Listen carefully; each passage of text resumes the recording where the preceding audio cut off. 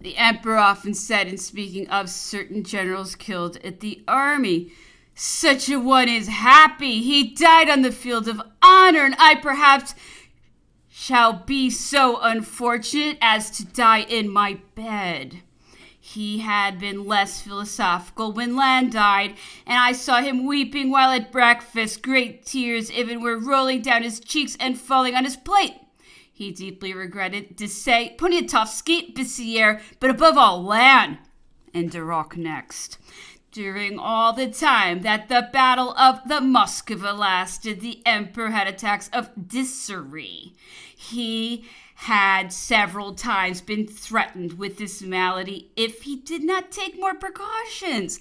He suffered much, he complained little, and when some stifled exclamation did escape him, it was because he was enduring very acute pain. Now, nothing hurts one more than to hear those complain who are not in the habit of doing so, for then one gets an idea of pain in its full intensity, since it is stronger than the strong man.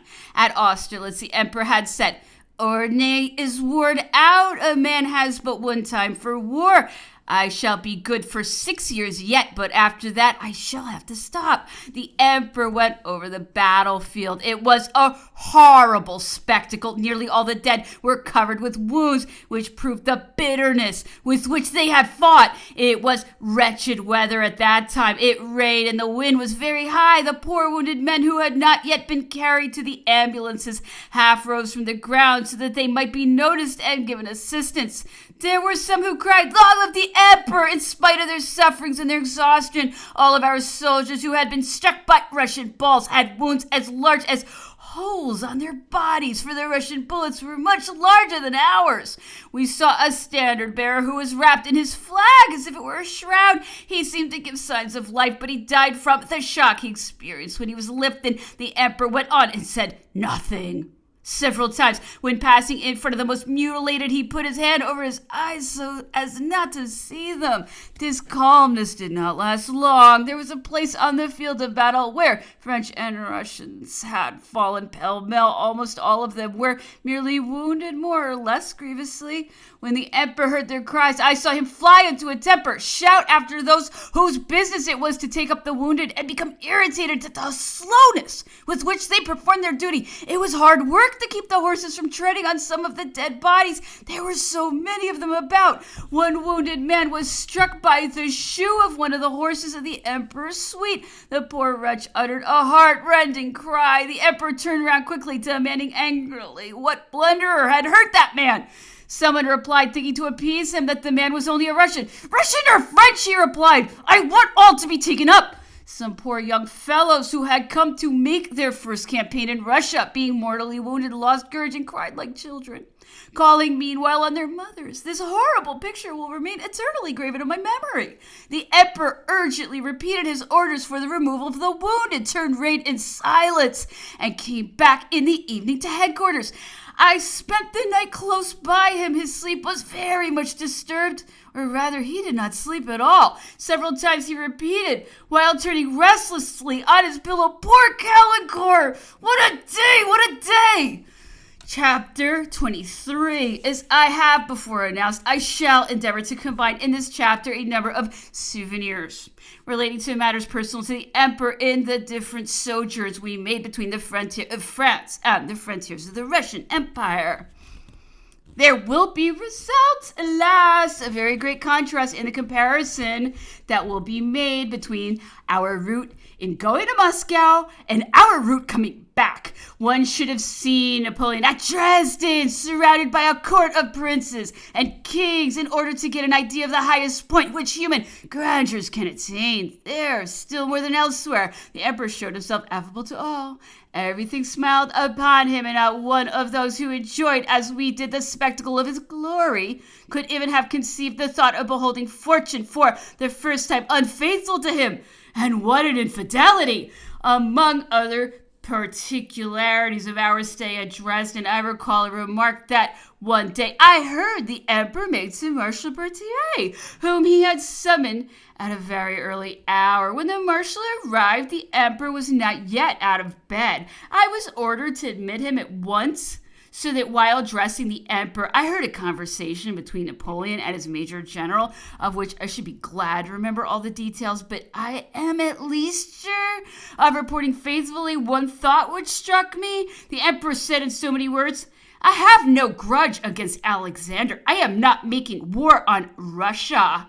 No more on her than on Spain. I have only one enemy, and that is England. It is she I wish to strike through Russia. I will pursue her everywhere." Meanwhile, the marshal was biting his nails according to his constant habit. On that day, there was a magnificent review at which were present all the princes of the Confederation who surrounded their chief like the great vassal of his crown. When the different army corps, drawn up in the echelons from the other side of the Elbe, had advanced upon the confines of Poland, we quitted Dresden to find the same pronounced enthusiasm at every place where the emperor arrived. Consequently, we were very much petted in all the residences where we stopped, for the people sought to entertain his majesty, even in the persons of whom had the honor to serve him. At this epoch, it was generally rumored throughout the army and among all the members of the emperor's household that it was his intention to reestablish the kingdom of Poland. Stranger as I was, and should have been to all which related to affairs, I was not more deaf than other people to the expression of an opinion, which was common to everybody, and of which all were talking. Occasionally the emperor did not disdain to make me give him an account of what I heard, and then he smiled, for one would have had to be unfaithful to truth to report to him anything he might find disagreeable. He was at that time, the expression is not too strong, the object of the blessings of the Polish people. June 24. We were on the banks of the Niemen, that stream made so famous already by the interview of the two emperors in circumstances very different from those in which they now stood in relation to each other. The passage of the army began in the evening and lasted nearly 48 hours, during which the emperor was almost constantly on horseback. So well did he know that his presence accelerated the operations. Afterwards, we continued our route towards Vilna, capital of the Grand Duchy of Lithuania. We arrived in front of the city occupied by the Russians on the 27th, and one might say that it was there only, that the military operations commenced, for up to this point the emperor had journeyed, as he might have done, in the interior departments of France. The Russians attacked, were beaten, and retreated, so that 2 days later we were at Vilna, a rather considerable city, which appeared to me to contain nearly 30,000 inhabitants. I was struck by the incredible number of convents and churches erected there. At Vilna, the emperor was extremely pleased with the proceedings of 500 or 600 students who came and asked to be enrolled in the army. I scarcely need say that solicitations of this description seldom failed of a good reception from his Majesty. We remained quite a long time at Vilna. From there, the emperor followed the movements of his armies and also occupied himself with the organization of the Grand Duchy of Lithuania, of which this city is known to be the capital. As the emperor was very often on horseback, I had plenty of leisure to become acquainted with the city and its environs. The Lithuanians were in a state of enthusiasm impossible to describe, and though I have seen a great many fetes in my lifetime, I shall never forget the ardor of an entire population when the great national fete of the regeneration of Poland was celebrated, whether by an oddity of fate or a calculation of the emperor, precisely on the 14th of July. The Poles were still uncertain concerning the definitive fate reserved by the emperor for their country, but a future filled with hope was gleaming before their eyes. It was not the same when the emperor had received the deputation from the Polish Confederation established at Warsaw. This numerous deputation, with a Count Palatine at its head, asked for the integral reestablishment of the former kingdom of Poland. Here is the emperor's response. Gentlemen deputies of the Confederation of Poland, I have listened with interest to what you have just been saying to me. A Pole, I would think and act as you do. I would have voted like you in the Assembly of Warsaw. Love of country is a prime virtue of civilized man. In my position, I have many interests to conciliate and many duties to fulfill. Had I been reigning at the time of the first, the second, and the third partition of Poland, I would have armed my entire people to support you as soon as victory permitted me to restore your ancient laws to your capital and a portion of your provinces. I did so with alacrity, yet without prolonging a war which would have cost the lives of my subjects.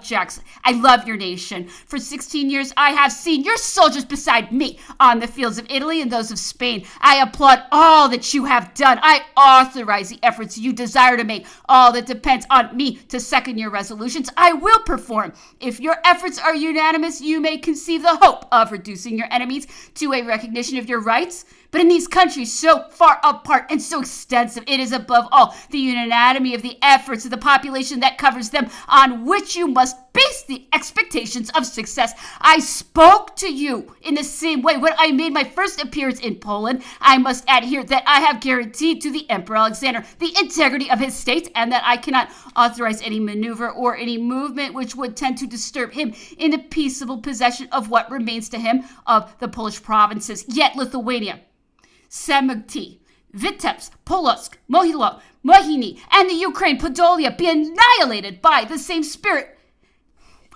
Be animated by the same spirit that I have been in Greater Poland, and Providence will crown with success the sanctity of your cause. It will recompense that devotion to your country which has rendered you so interesting and acquired for you so many titles to my esteem and protection, on which you must rely under all circumstances.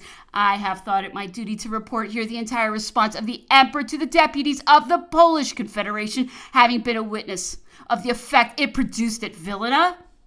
Several Poles with whom I had become acquainted spoke to me concerning it with sorrow, but their consternation was not contagious, and the air rang nonetheless with shouts of "Long live the Emperor!" whenever His Majesty showed himself in public, which was nearly every day. While we were staying at Vilna, some hopes were entertained of seeing a new peace concluded, an envoy from the Emperor Alexander having come to the Emperor Napoleon.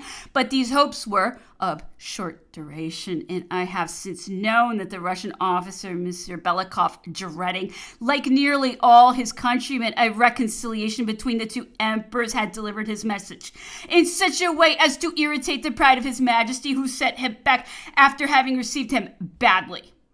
Everything looked propitious for the emperor. He was then at the head of the most numerous and most formidable army he had yet commanded. Mr. Belikov departed therefore, and everything was arranged for the carrying out of the emperor's plans. His Majesty, at the moment of entering the Russian territory, had no longer his customary serenity, or at least I had occasion to remark that he was more silent than usual at the hours when I had the honor to approach him. However, as soon as he had come to a decision, as soon as he had sent his troops across the Vilna, the river on which Vilna is situated, the emperor took possession of the Russian territory with an enthusiastic ardor which might be described as that of a young man.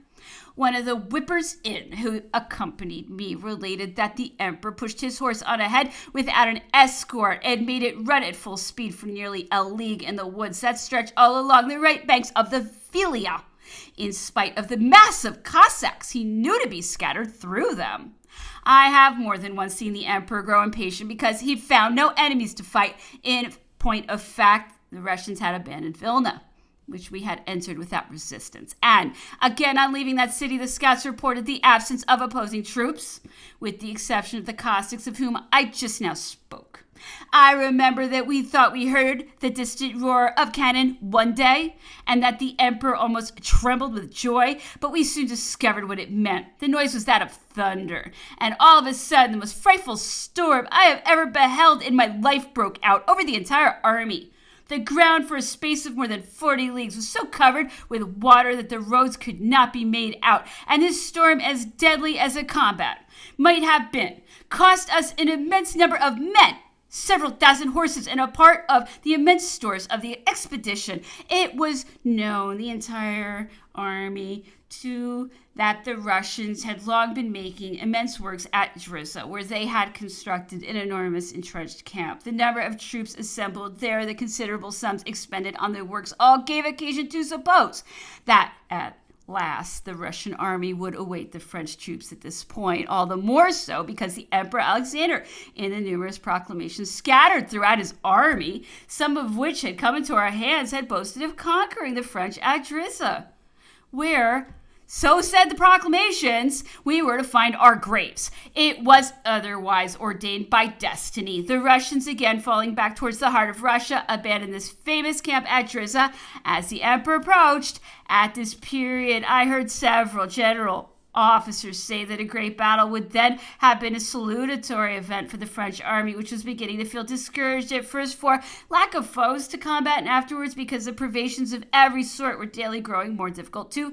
endure. Entire divisions only lived, so to say, by marauding. The soldiers devastated the infrequent habitations and chateaux scattered over the country, and in spite of the severity of the emperor's orders against marauders and pillagers, these orders could not be executed. The officers themselves, for the most part, having nothing to live on but the booty collected by the soldiers, and afterwards divided them. In the presence of his generals, the emperor affected a serenity which he did not always feel. From some half-uttered words I heard him utter in these grave circumstances, I am authorized to believe that the emperor desired a battle so ardently only because he hoped to see the Emperor Alexander make new overtures to treat with him for peace.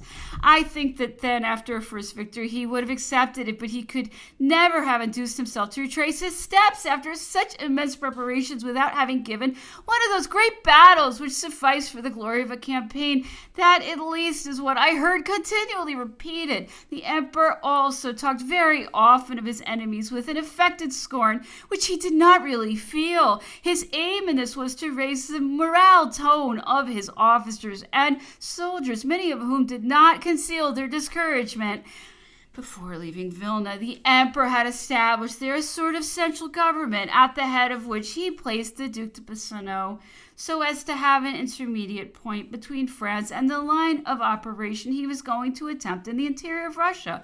Disappointed, as I have said, by the abandonment of the camp of Drissa by the Russian army, we marched rapidly towards Vitebsk, where the larger part of the French forces were assembled at the end of July. There, the impatience of the emperor was once more deceived by another retreat of the Russians, for the combats of Ostrovno and Mohilov, though important, cannot be ranked among the number of those battles which the emperor so ardently desired. On entering Vitebsk, the emperor learned that the Emperor Alexander and the Grand Duke Constantine had left the army to repair to St. Petersburg. At this epoch, that is to say, at the moment of our arrival at Vitebsk, it was rumored that the emperor would content himself with taking up his position there, fortifying himself, organizing the means of subsistence for his army, and then defer until the following year the execution of his vast designs on Russia. I do not know what he really thought on this matter, but what I can certify is that, being in the room adjoining the one where he was, I heard him say one day to the King of Naples that the first Russian campaign was ended, that next year he would be at Moscow, the year after that at St. Petersburg, and that the Russian war would last 3 years. Would to God that His Majesty had carried out the plan he was tracing with extreme vivacity with the King of Naples.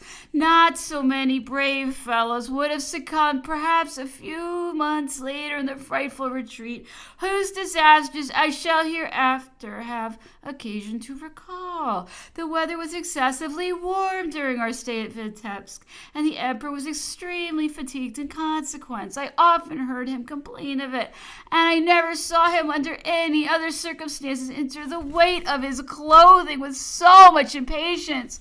In his own quarters he seldom wore a coat, and frequently threw himself down to rest.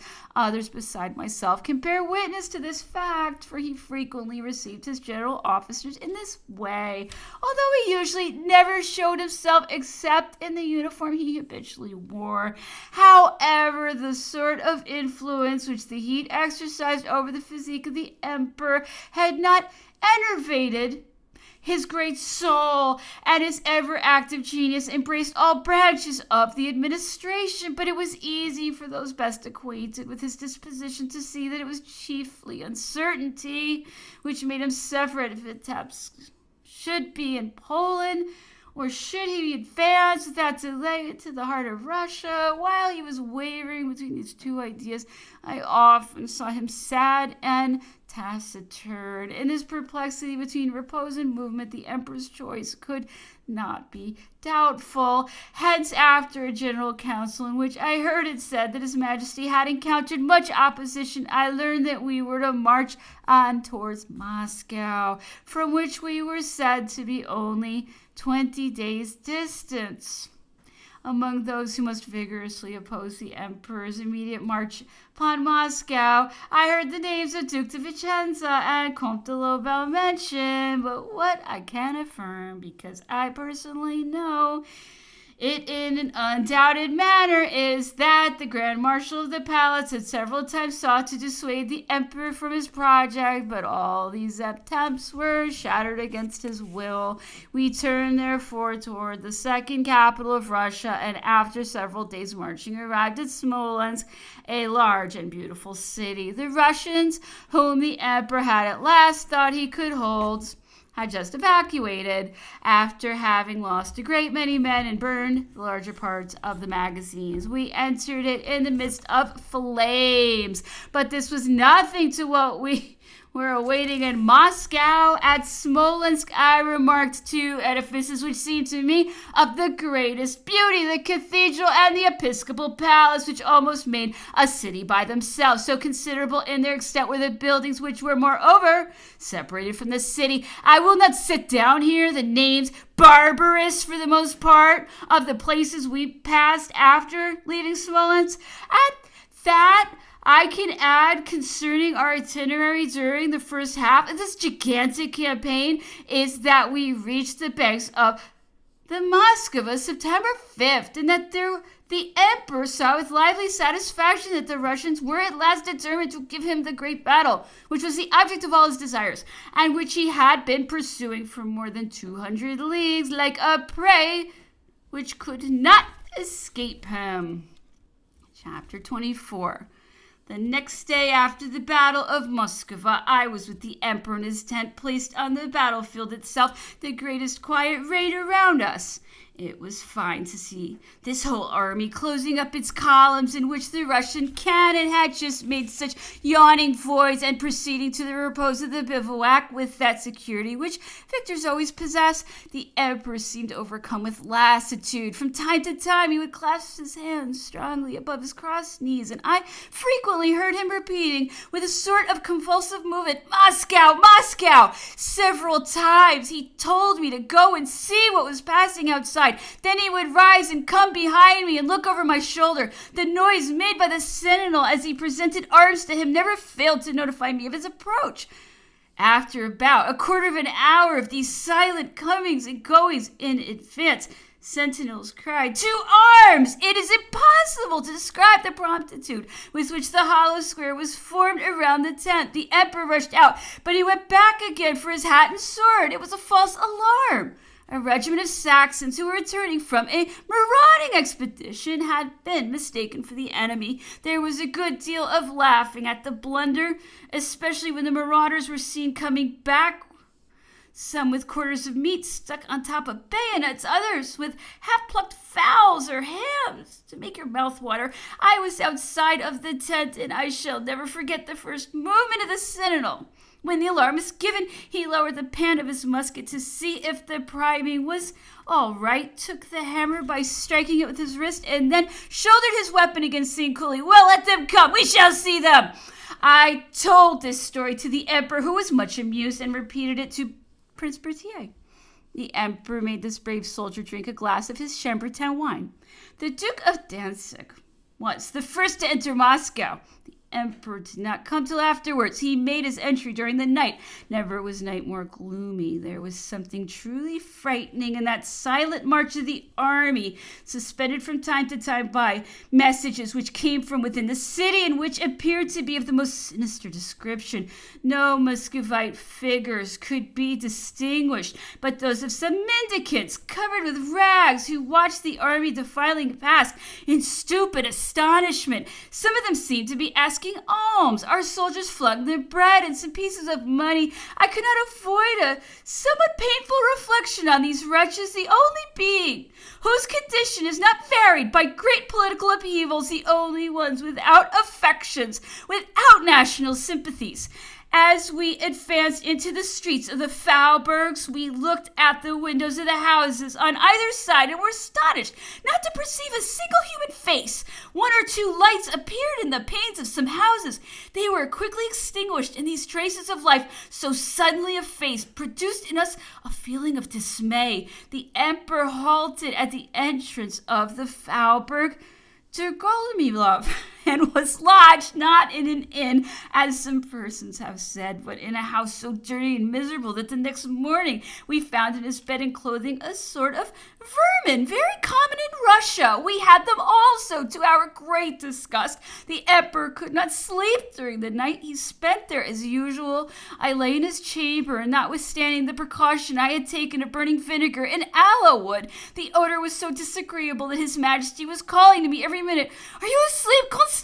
"No, sire. My son burnt some vinegar. I cannot endure this frightful odor. It's torturing. I cannot sleep." I would do my best a moment afterwards. When the fumes of the vinegar had evaporated, it was necessary to burn sugar or aloe wood again. It was 2 o'clock in the morning when word was brought to the emperor that fire had broken out in the city. It came from some French people established in the country and an officer of the Russian police who confirmed this news and entered into details too precise to permit the emperor to doubt the truth of it. Still, he persisted in not believing it. "That is impossible. Do you believe that, Constant? Go and find out whether it's true." And thereupon he threw himself down on his bed again, seeking to rest a little. Then he would call me back to repeat the same questions. The emperor passed the night in extreme agitation. When day arrived, he knew all. He sent for Marshal Mortier and threatened both him and the young guard. Mortier, for all response, showed him some houses covered with iron whose roofing was still perfectly intact, but the emperor made him notice the black smoke that was issuing from them, clenched his hands, and kicked the wretched floor in his bedroom. By 6 o'clock in the morning, we were at the Kremlin. Napoleon occupied the apartment of the Tsars. It opened on a rather vast esplanade from which one descended by a great stone stairway. On the same esplanade might be seen the church containing the tombs of the former sovereigns, the Senate House, the barracks, the arsenal, and a fine bell tower whose cross dominates the city. It is a gilded cross of Ivan the Great. The emperor gave a glance of satisfaction at the beautiful spread out before him, but not a sign of conflagration was yet manifest in any part of the buildings which surround the Kremlin. This palace is of both Gothic and modern architecture, and the blending of styles gives it a most singular aspect. It is this vast edifice that the old dynasties of the Romanovs and the Ruriks lived and died. It is the same palace which so often blood-stained by the intrigues of a ferocious court at that epoch, when the poniard usually settled all domestic quarrels. His Majesty was not to find there even a few hours of tranquil slumber. In effect, the emperor, somewhat reassured by the reports of Marshal Mortier, had written to the Emperor Alexander some message of peace. The letter was to be carried by a Russian with a flag of truce. When the emperor, who was walking back and forth in his apartment, saw from his windows an immense glow at some distance from the palace, it was the fire, which had broken out again with greater force than ever, and the north wind was driving the flames in the direction of the Kremlin. It was midnight. The alarm was given by two officers who occupied that wing of the building which was nearest the center of the conflagration. Some wooden houses, painted in different colors, devoured in a few moments, had already fallen in. Some warehouses of oil, brandy, and other combustible materials darted forth flames in a livid blue, which communicated themselves to other buildings in the vicinity, and lightning-like rapidity sparks, a rain of enormous embers, fell on the roofs of the Kremlin. We trembled at the thought that a single one of them happening to fall on an ammunition wagon might produce an explosion which would blow up the Kremlin, for, by some inconceivable negligence, a whole park of artillery had been established underneath the emperor's windows. Very soon the most incredible reports reached the emperor. Russians themselves had been seen feeding the flames and throwing inflammable materials into those parts of the houses which were still untouched. Those Russians who did not mingle with the incendiaries crossed their arms and contemplated the disaster with an impassibility of which no idea can be formed. They neither clapped their hands nor shouted with delight, but otherwise they were like men witnessing a brilliant display of fireworks. The emperor did not hesitate to believe that the whole thing had been planned by the enemy. His Majesty came down from his apartment by the great stairway of the north, made famous by the massacre of Strelitz. The fire had already been made such an enormous headway on this side that the external doors were half consumed. The horses would not pass them. They reared, and it was with great difficulty that they could be made to cross the threshold. The emperor's gray greatcoat was burned in several places, and so was his hair. A minute later, we were marching on hot firebrands, and yet we were not out of danger. Even then, we had to get out of this inflamed building rubbish which blocked our passage. Several sorties were attempted, but without success. The hot breath of the flame blew into our faces and drove us back in horrible confusion. At last, a postern was discovered, which opened on the Moskva.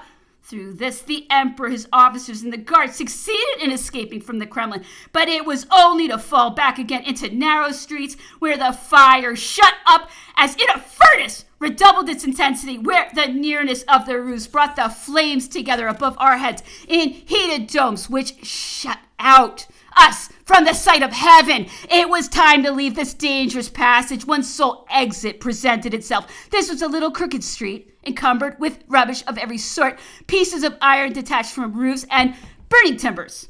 There was a moment of hesitation amongst us.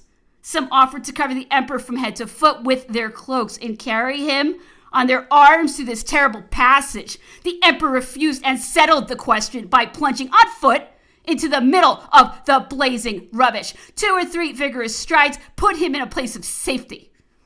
Then took place that touching scene between the emperor and the Prince d'Aquemule, who, wounded at the Moskva, had himself brought back into the flames to save the emperor or die with him. As soon as the marshal caught a glimpse of him issuing calmly from so great a peril, this good and tender soul made an immense effort and ran to throw himself into his arms. His Majesty pressed him to his heart as if to thank him for having given him an emotion so sweet in one of those moments when danger usually makes men selfish and insensitive.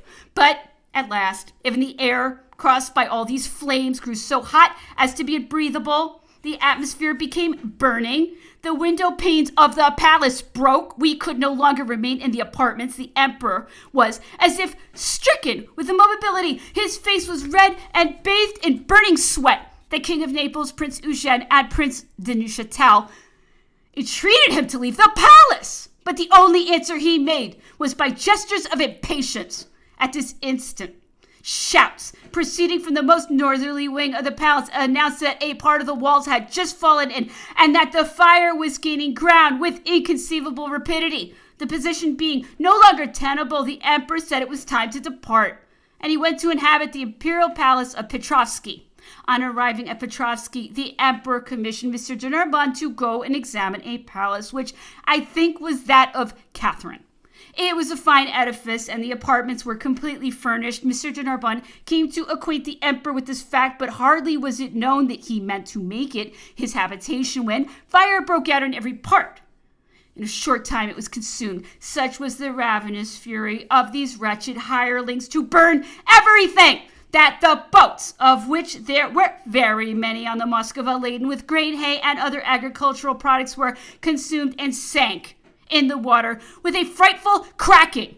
Soldiers of the Russian police had been seen brisking up the fires with lances smeared with tar. In the stoves of several houses, shells had been placed which exploded and killed a number of our soldiers. In the streets, filthy and hideous women and drunken men ran to the burning houses and seized flaming brands with which they meant to carry everywhere.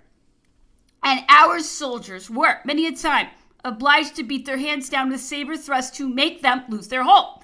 The emperor had such incendiaries as were taken in the act hanged on posts in one of the city squares. The populace prostrated themselves at the base of these gibbets and kissed the feet of those executed, praying meanwhile and blessing themselves with the sign of the cross. There are few examples of such fanaticism. Here is a fact of which I was a witness and which proves that the inferior executors of this vast conspiracy were evidently acting in accordance with superior instructions. A man covered with a torn and dirty sheepskin and wearing a wretched cap went boldly up the steps that conducted to the Kremlin. But these filthy vestments did not conceal a distinguished bearing. And at a moment when the surveillance was most rigid, the audacious beggar appeared suspicious. He was arrested and taken to the guardhouse, where he was questioned by the officer of the post. As he offered some resistance, probably considering the proceeding a trifle arbitrary, the sentinel put his hand on the man's breast to force him to enter. This rather abrupt movement pushed aside the sheepskin that covered him, and decorations were visible. His wretched vestments were at once pulled off, and he was recognized as a Russian officer. He had kindling matches on his person, which he was distributing to the rabble. Subjected to an interrogatory, he avowed that he had a special mission to accelerate the burning of the Kremlin. Several questions were asked, tending to wrest new avowals from him. He replied with perfect calmness. He was put in prison. I think he was punished as an incendiary. I'm not certain.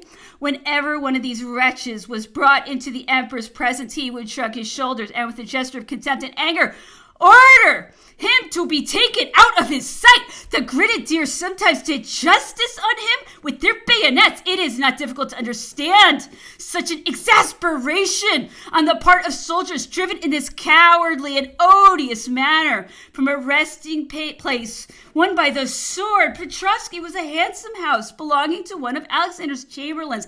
A man was found hidden in the chamber of his majesty, the one he was to occupy, but as he had no weapons, he was released on the supposition that fear alone had led him to this habitation. The emperor arrived during the night at his new residence. He waited there in mortal anxiety for the fire to be extinguished at the Kremlin so that he might go back thither. The villa of a chamberlain was not his place. In fact, thanks to the active and courageous measures taken by a battalion of the guard, the Kremlin was preserved from the flames, and the emperor gave the signal for departure. To re-enter Moscow, it was necessary to traverse the camp, or rather the different camps of the army. We marched over a cold and muddy ground amidst fields where everything had been ruined. The aspect of the camp was most singular, and I experienced a feeling of bitter sadness on beholding our soldiers constrained to bivouac at the gates of a vast and beautiful city of which they were the masters. But the fire, still more than they, in appointing Marshal Mortier governor of Moscow, the emperor had said to him, above all things, no pillage. You will answer to me for that with your head. The order had been rigidly obeyed up to the hour of the conflagration, but when it was plain that the fire was going to devour everything, and that it was useless to abandon to flames things to which the soldiers could make use, and liberty was given them to draw largely from this vast storehouse of all the luxury of the north. Hence nothing could be at once more droll or more melancholy than to see the costliest furniture lying about in the wretched board hovels, which were the only tents of our soldiers, silken sofas, the richest of Siberian furs, cashmere shawls, and silver dishes. And what messes in those princely vessels! A wretchedly black broth and morsels of still bleeding horse flesh. Good munition bread was then worth 3 times as much as all these riches. Later, There was no horseflesh to be had. On re-entering Moscow, the wind brought us to the insupportable odor of burning houses. The hot cinders flew into our mouths and eyes, and very often we had barely time to get out of the way of great pillars ruined by fire, which crumbled with a noise.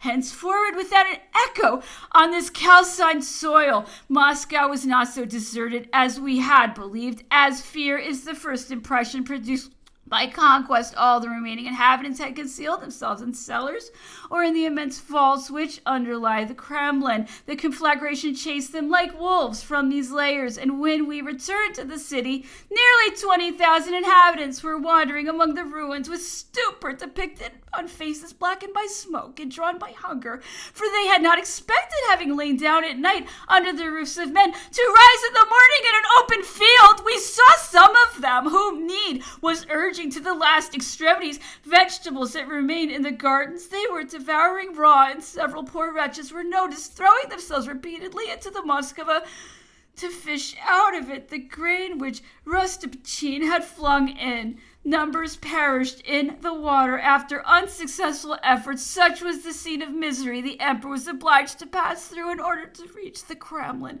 The apartment which he occupied was very large and well lighted, but almost unfurnished. He had his iron bedstead, as in all the chateaux where he slept in during campaign. His windows looked on the Moskva. One could get a good view of the fire, which was still burning in various quarters of the city, and which was extinguished at one point, only to reappear in another. His Majesty said to me one evening in profound affliction, "Those wretches will not leave one stone upon another. I do not think there can be in any other region so many crows as there were at Moscow." The emperor was really put out of patience by their presence, and he said to me, "But, by God, will they follow us everywhere?"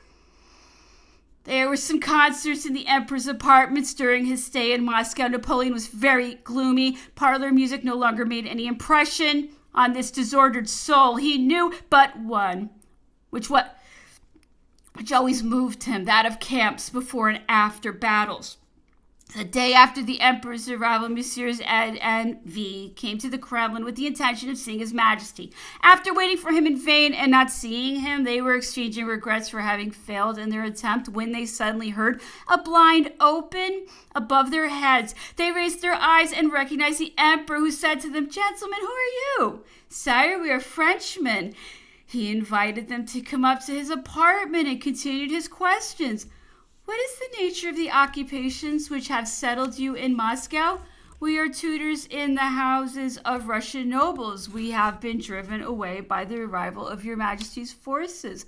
We could not resist their entreaties that we should not abandon their estates, and we are now alone at their palaces." The emperor inquired if there were other Frenchmen in Moscow and begged them to fetch them to him. He then proposed that they should charge themselves with the maintenance of order, and appointed as their chief Monsieur M., whom he decorated with a tricolored scarf, and enjoined them to prevent the French soldiers from pillaging churches, to shoot down malefactors, and to be rigorous against the galley slaves who had been set at liberty by Rostopchin on condition that they should set fire to the city. Part of these Frenchmen followed our army in its retreat, foreseeing that a longer stay in Moscow would expose them to annoyances. Those who did not imitate their example were condemned to sweep the streets. Emperor Alexander, informed of Rostopchin's conduct towards them, rebuked the governor roundly and ordered him to restore their liberty at once to the unfortunate Frenchmen. Chapter 25. We returned to the Kremlin in the morning of September 18th. The palace and the foundling asylum were almost the only buildings which remained intact. Our carriages were beset all along the route by a crowd of wretched Muscovites who came to beg for alms. They followed us as far as the palace, walked in the hot cinders or on the calcined and still scorching stones. The most miserable were barefooted. It was a heart-rending spectacle to see some of these unfortunates whose feet were treading on heated objects, expressing their pain by cries or gestures of frightful despair. As all the uninjured portion of the streets was occupied by the train of our carriages, the crowd flung themselves pell-mell among the wheels, and between the legs of the horses. Our march was thus delayed, and we had for a long time before our eyes this tableau of the greatest of miseries, that of people who are burned out and without bread or resources. The emperor had food and money given to them. When we were once more established in the Kremlin and had resumed our habits as domesticated people, we passed several days in tolerable tranquility. The emperor seemed less gloomy, and all who surrounded him felt the effects of it.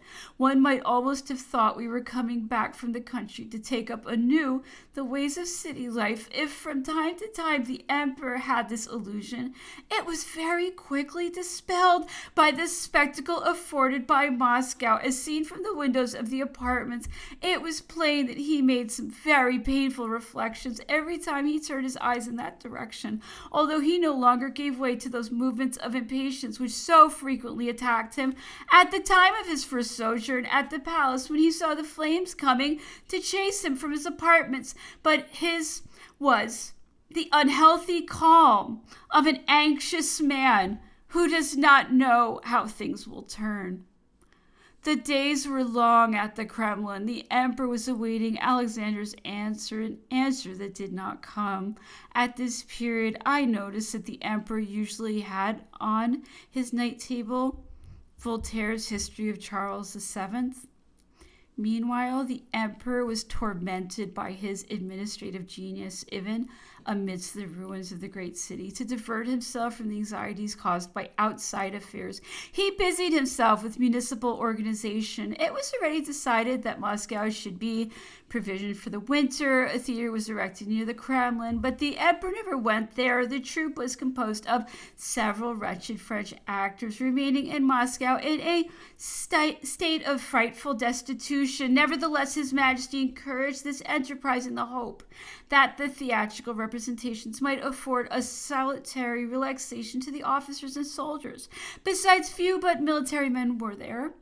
It has been said that the principal actors of Paris were sent for. I know nothing positive about this. There was a celebrated Italian singer at Moscow whom the emperor heard several times, but only in his own apartments.